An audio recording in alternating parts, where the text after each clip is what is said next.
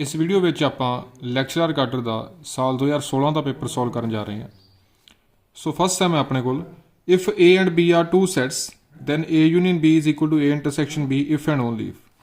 तो दो सैट्स की यूनीयन तो इंटरसैक्शन कदों इक्वल होगी जदों वो दो सैट्स आपस में ही इक्वल होंगे। सो ट्रिवियल जो आंसर है ये ज़्यादा आई थिंक एक्सप्लेन करने की लोड़ नहीं। सैकेंड सम देखते हैं if A N is equal to A X such that X belongs to N then the set 2n intersection 6n। So ये अपने को इस तरह के क्वेश्चन में डायरैक्ट रिजल्ट भी होंगे वैसे तो जिमें A n intersection B n देखना तो LCM of A and B आ जाएगा। तो इतने आप जो 2 तो 6 का एलसीएम लीए तो वो 6 आ जाएगा अपने को 6 है। या वैसे भी आप देख सकते हैं 2n मतलब 2 के मल्टीपल्स आ सारे 2n मतलब सारे 2 के मल्टीपल्स आ 2 4 6 8 10 12। 6n में अपने को 6 के मल्टीपल्स आ। सो जो 6 के मल्टीपल्स आ इत्थे भी आ तो इत्थे भी तो है ही है। सो कॉमन किहड़े आ 6 के मल्टीपल्स। इस तरह इन्हों की जो यूनीयन पूछी होंगी तो वह भी डायरैक्ट रिजल्ट होंगे अपने को GCD of A B. GCD जिन्हों कि आप HCF भी कह दें। सो 2 तो 6 का SCF अपने को 2 आना सी फिर वो 2n आ जाता जे यूनीयन पूछा होंगे आप। सो थर्ड सम देखते हैं the number of proper subsets of the set. आपको पता किसी भी सैट में जे n एलीमेंट्स हो तो वो सबसैट 2 की पावर n होंगे। सो 3 एलीमेंट आ सबसैट होने टोटल 2 की power 3 is equal to 8। But उन्होंने क्योंकि प्रॉपर पूछा तो आपको पता जोड़े भी सबसैट बनने उन्होंने एक फाई आता होंगे तो एक वो सैट आप जोड़ा होंगे वो खुद भी आपका सबसैट होंगे। इन्होंने दोवां आप प्रॉपर नहीं मानते। सो 8 चों जो आप 2 सबट्रैक्ट कर देंगे तो अपने को 6 रह जाएंगे। सो इसका आंसर है ए ऑप्शन। फिर नैक्सट सम देखते हैं in a city 30% of the population travel by car and 45% travel by bus and 15% travel by both car and bus and मतलब intersection given the person travelling by car और bus और मतलब union find करना। सो अपने को basic जो formula होंगे NA union B का NA plus NB minus intersection. So जो आप 30 प्लस 45 माइनस 15 कर देंगे तो अपने को आ जाएगा 60%। सो इसका ऑप्शन है 60। फिर नैक्सट देखिए आप ए सैट है X Y such that X square plus Y square is equal to 25। B set च एक्स वाई सच दैट इस तरह की then A intersection B contains. तो यदा एक मैथड तो यह है कि आप हिट एंड ट्रायल नाल देखिए कि किहड़े किहड़े एलीमेंट्स ये आने। तो उमें भी आप एलीमेंट्स देख सकते हैं कि एक तो जिमें 0,5 आ जाएगा 0,-5 3,4 4,3 उस तरह भी एक मैथड है हिट एंड ट्रायल नाल। सैकेंड मैथड ये आ कि आप इन्हों ज्योमैट्री की हेल्प नाल कर लिए इन्हों का ग्राफिकली देखिए कि किस तरह बनते हैं उत्थों फिर जिथे भी इंटरसैक्ट करनगे वो अपने को कॉमन पॉइंट्स आ जाएंगे।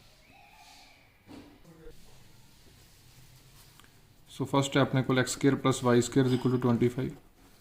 सर्कल की इक्वेशन आ सेंटर 0 0 तो रेडियस 5। सैकेंड अपने को जी एलिप्स की इक्वेशन आ 144 में पहले इधर लियावांगे उधर 1 लैके आना स्टैंडर्ड फॉर्म बनाओ वाई स्केयर बाय 16 हो जाएगा। ए स्केयर 144 आ ए 12 आ तो बी अपने को बी स्केयर 16 बी 4 आ गया। सो इन्होंने दोवों आप प्लॉट करके देखते हैं एको ग्राफ में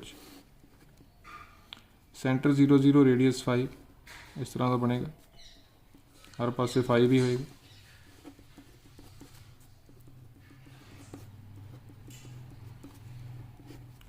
एलिप्स जो आप प्लॉट करना तो इधर 12 तक जाना इन्हें मेजर एक्सिस माइनर अपनी 4 तक जाना।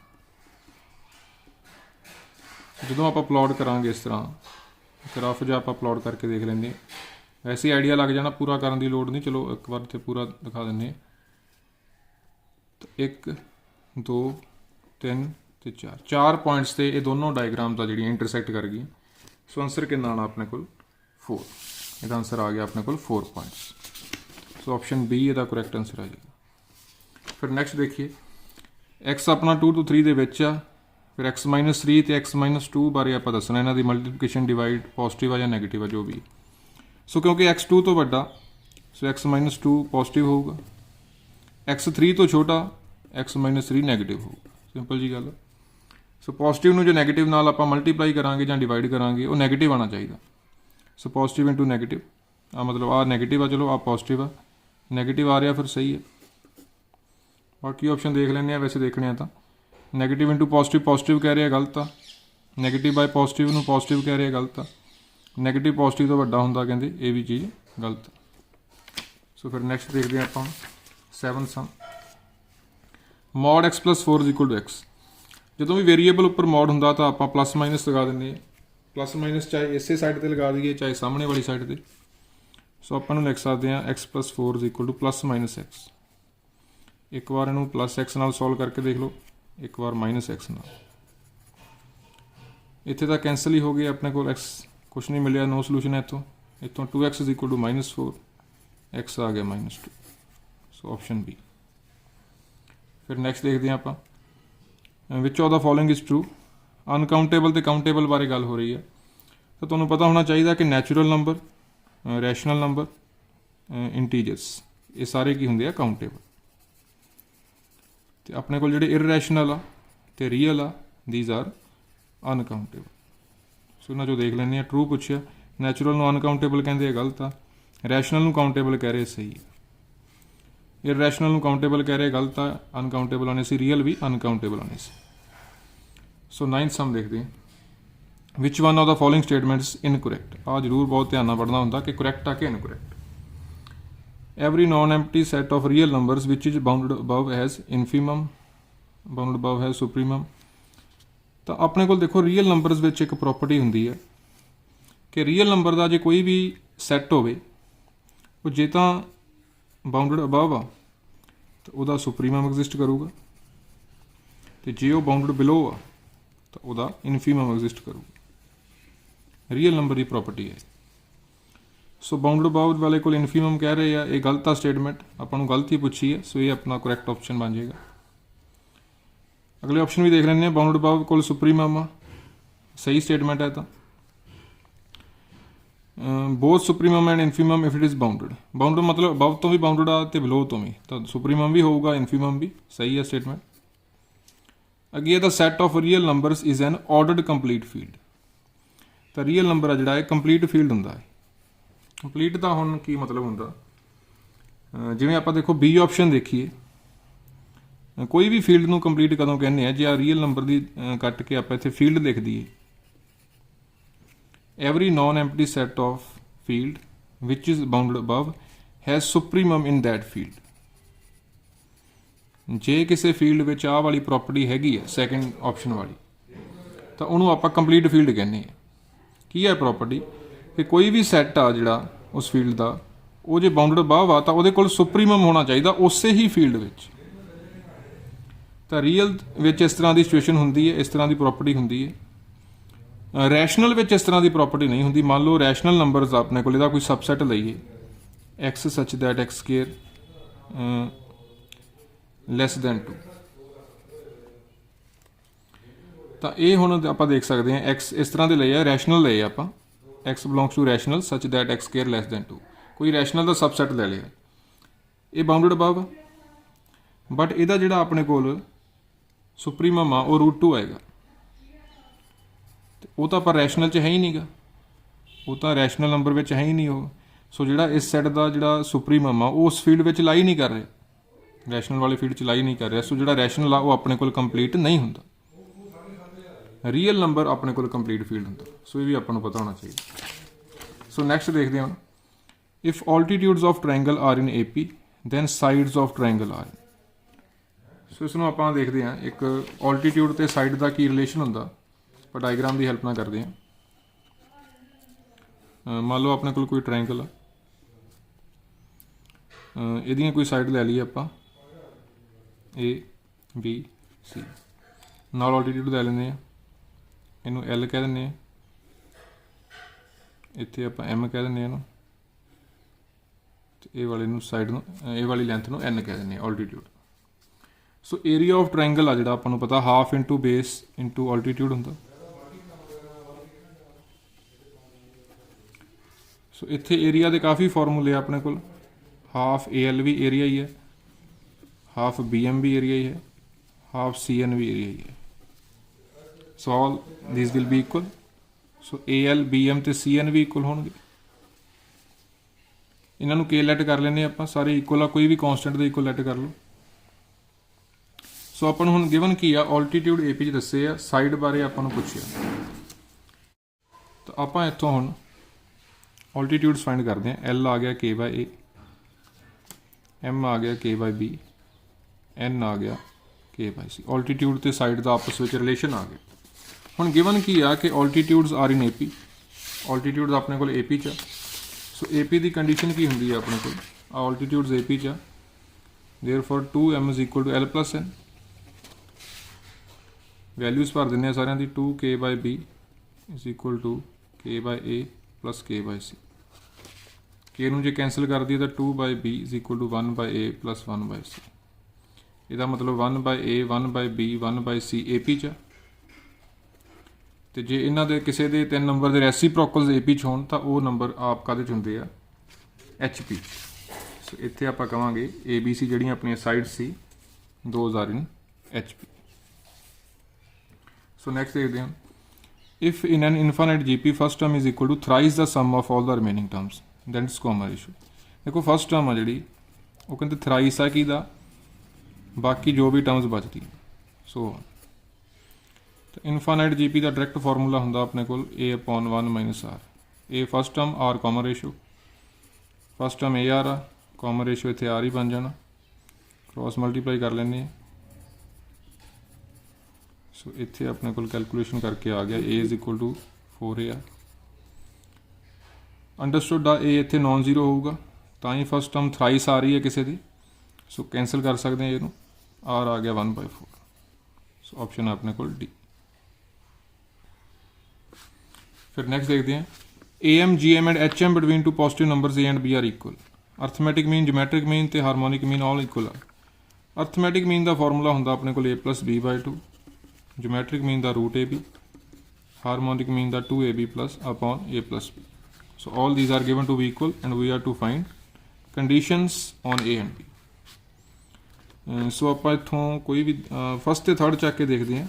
फस्ट ते थर्ड की क्रॉस मल्टीप्लाई करांगे तो A + B² = 4AB, A² + B² + 2AB - 4AB = 0।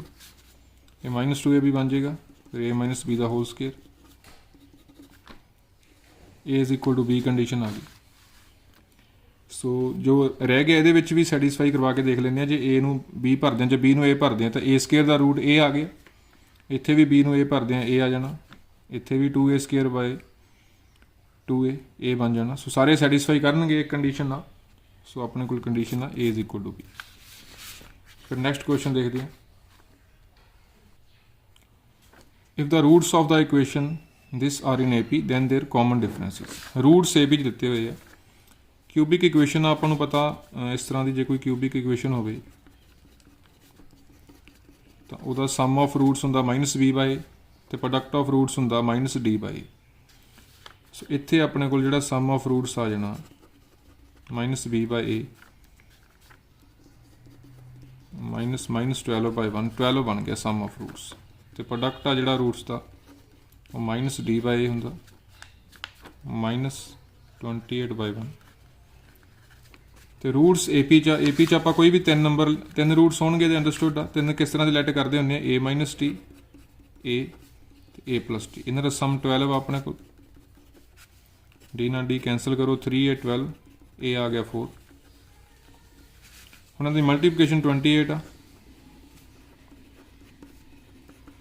तो इतों आप D भी फाइंड कर लें। A की वैल्यू 4 भर दो, एक प्लस का रख लो, एक माइनस का कोई भी।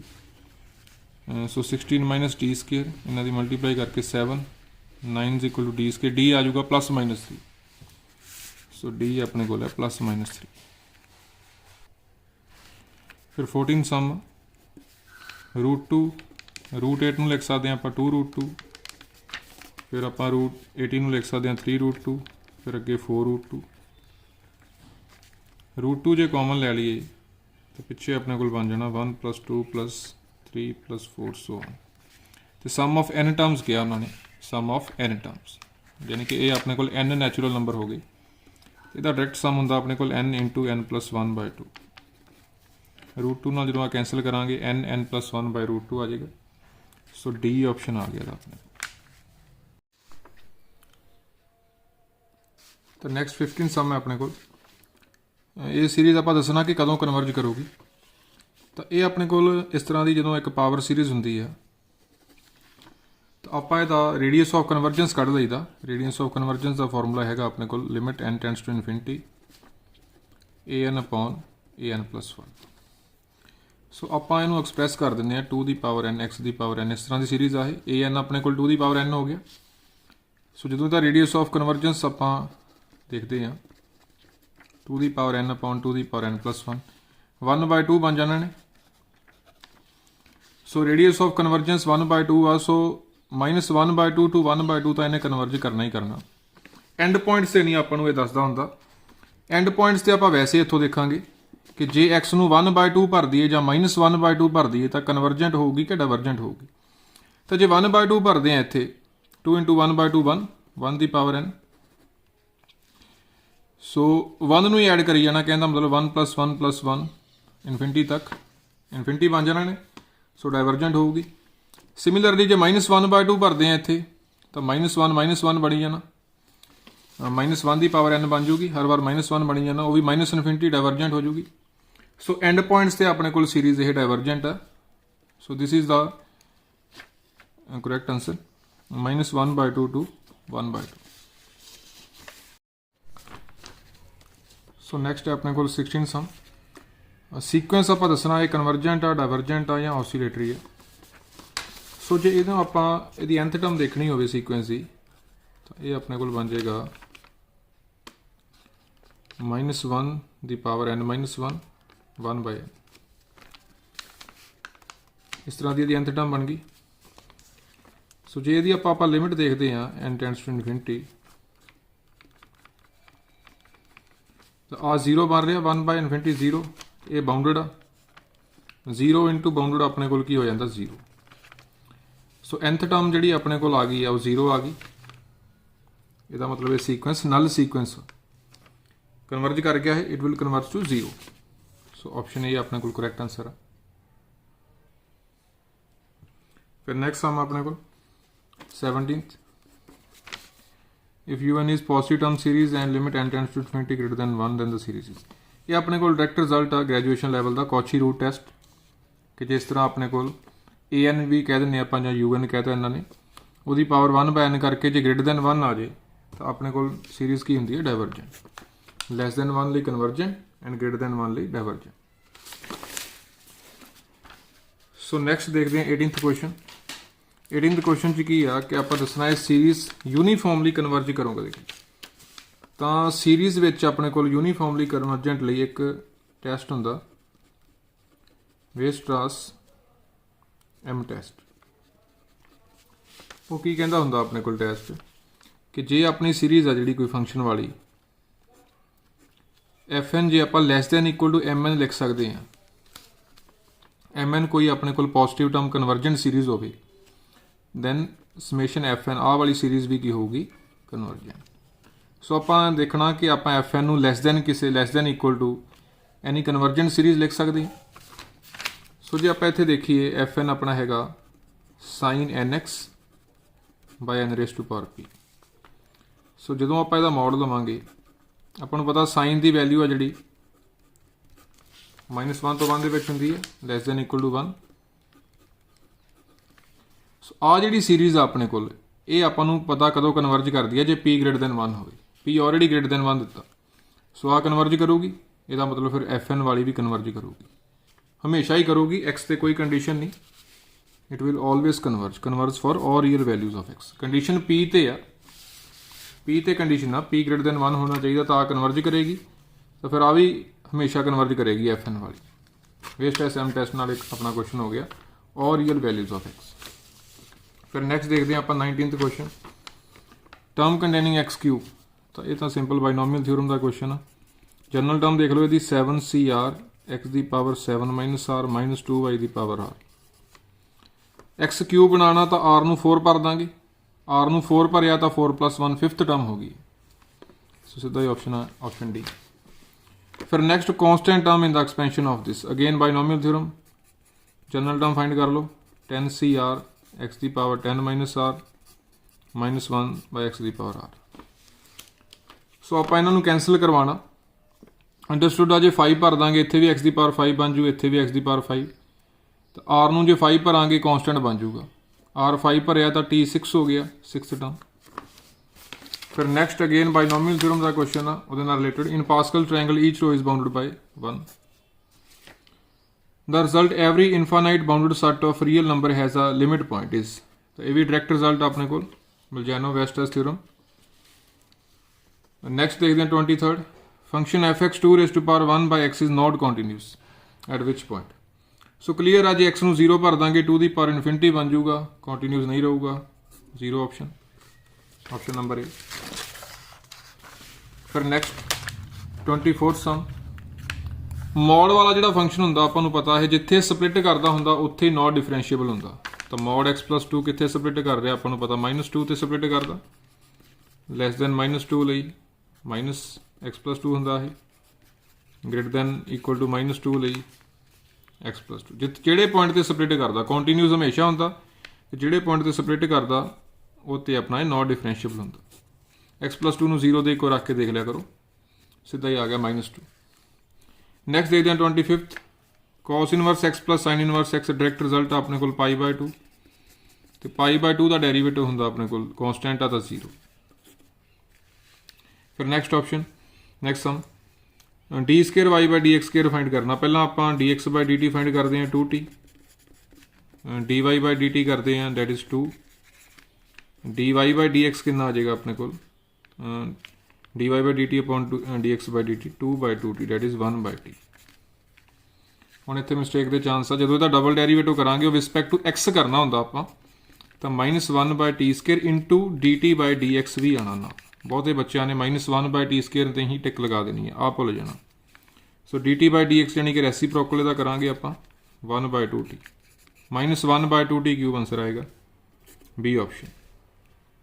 इस तरह फिर नैक्सट देखते हैं 27th, डेरीवेटिव देखना आपां, जो एक फंक्शन का किसी होर फंक्शन के रिस्पैक्ट टू डेरीवेटिव देखना हो तो u ते v मान लईदा आपां, du/dx अपने को हो जाएगा, आप du/dv फाइंड करना एक तरह का derivative of u respect to v, du/dv, du/dx upon dv/dx, du/dx है अपने को 6x की पावर 5, ये 3x² कटिंग करके आ जाना 2x³ ऑप्शन सी।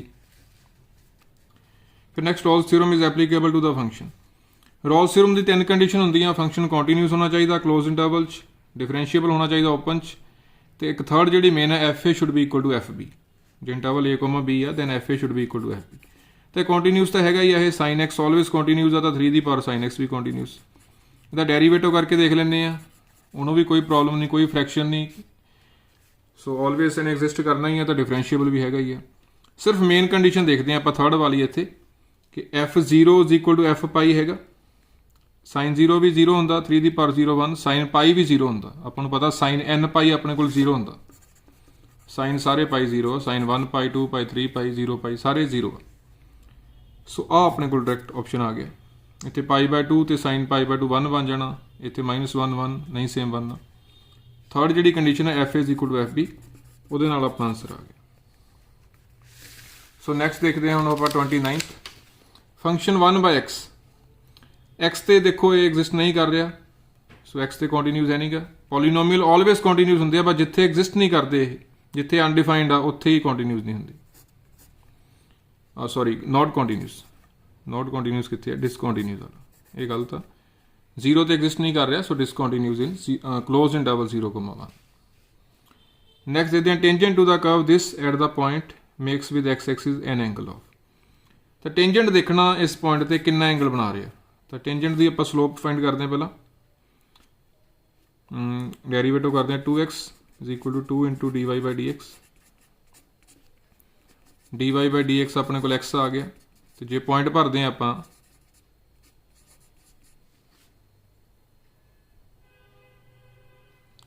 ਜਦੋਂ ਪੁਆਇੰਟ ਭਰਾਂਗੇ 1,1/2 x ਦੀ ਵੈਲਿਊ 1 ਭਰਾਂਗੇ y ਨੂੰ 1/2 ਭਰਨਾ, y ਤਾਂ ਚਲੋ ਹੈ ਹੀ ਨਹੀਂ ਇਹਦੇ 'ਚ। ਸੋ ਸਲੋਪ ਆਫ ਟੈਂਜੈਂਟ 1 ਆ ਗਈ। This is slope of tangent. Slope of line ਜਾਂ ਸਲੋਪ ਆਫ ਟੈਂਜੈਂਟ ਦਾ ਆਪਣੇ ਕੋਲ ਫਾਰਮੂਲਾ tan ਥੀਟਾ ਹੁੰਦਾ, ਫਿਰ theta is angle made ਬਾय tangent with x Axis. So theta 45 degree ਆ ਗਈ। ਸਲੋਪ ਫਾਈਂਡ ਕਰ ਲਈ ਆਪਾਂ ਇਸ ਕੁਐਸਚਨ। ਜਦੋਂ ਵੀ x ਐਕਸਿਸ ਨਾਲ ਐਂਗਲ ਦੇਖਣਾ ਹੋਵੇ ਤਾਂ ਸਲੋਪ ਉਸ ਲਾਈਨ ਦੀ ਫਾਈਂਡ ਕਰ ਲਈਦੀ ਹੈ, ਚਾਹੇ ਉਹ ਟੈਂਜੈਂਟ ਆ ਚਾਹੇ ਉਹ ਨਾਰਮਲ ਆ। ਉਹ ਦੇਖਣਾ x ਨਾਲ ਕਿੰਨਾ ਐਂਗਲ ਬਣਾਉਂਦਾ, ਉਹਦੀ ਸਲੋਪ ਫਾਈਂਡ ਕਰ ਲਓ, ਉਹਨੂੰ tan ਥੀਟਾ ਦੇ ਇੱਕੋ ਰੱਖ ਕੇ ਥੀਟਾ ਮਿਲ ਜਾਂਦਾ ਆਪਾਂ ਨੂੰ। ਸੋ ਸਲੋਪ 1 ਆ ਗਈ, tan theta 1, theta 45। Minimum value of sin x in -π/2 to π/2। So obviously ਆਪਾਂ ਨੂੰ sin -π/2 -1 ਹੁੰਦਾ, ਵੈਸੇ ਵੀ ਮਿਨੀਮਮ ਵੈਲਿਊ -1 ਹੁੰਦੀ ਆ, ਇਸ ਇੰਟਰਵਲ ਵਿੱਚ ਵੀ -1 ਆ, ਕਿਉਂਕਿ -π/2 ਤੇ -1 ਆ, ਇਸ ਤੋਂ ਮਿਨੀਮਮ ਤਾਂ ਹੋ ਨਹੀਂ ਸਕਦੀ। A stone thrown vertically upward satisfy the equation this, the time required to reach the maximum height। ਇੱਕ ਪੱਥਰ ਤਾਂ ਨੂੰ ਸੁੱਟਿਆ ਗਿਆ। ਦੇਖੋ ਜਦੋਂ ਆਪਾਂ ਪੱਥਰ ਤਾਂ ਨੂੰ ਸੁੱਟਦੇ ਹਾਂ, ਆਪਾਂ ਦੱਸਣਾ ਵੀ ਮੈਕਸਿਮਮ ਹਾਈਟ ਕਿੰਨੀ ਹੋਊਗੀ। ਤਾਂ ਮੈਕਸਿਮਮ ਹਾਈਟ ਜਦੋਂ ਵੀ ਕਿਸੇ ਚੀਜ਼ ਦੀ ਹੁੰਦੀ ਹੈ, ਉੱਥੇ ਵੈਲੋਸਿਟੀ ਕੀ ਬਣ ਜਾਂਦੀ ਹੈ ਆਪਣੇ ਕੋਲ 0।